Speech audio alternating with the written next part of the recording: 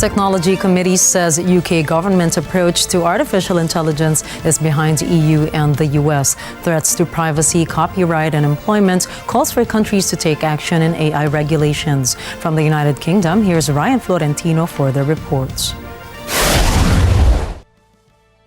The UK is now being pushed to introduce new legislation to control artificial intelligence or risk falling behind the EU and the US in setting the pace for regulating the technology by members of Parliament.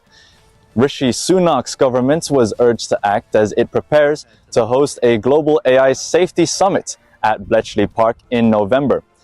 The EU could overtake the UK in efforts to make AI safe unless action is taken.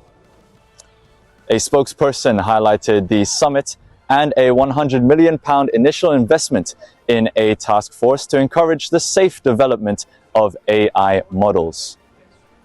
If legislation isn't introduced in the King's Speech in November, the earliest legislation could become law in 2025, the committee says in a report published Thursday.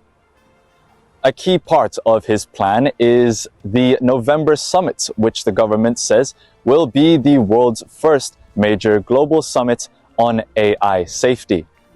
The committee argued as wide a range of countries as possible should be invited, which would include China.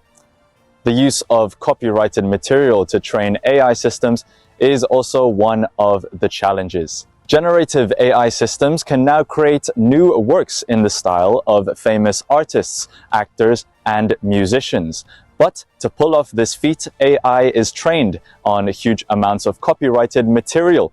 Many authors, actors, artists, and musicians argue that AI should not be trained on their works without permission and compensation. Reporting from London, United Kingdom, I'm Ryan Florentino for Agila International. Trusted, connected, on point.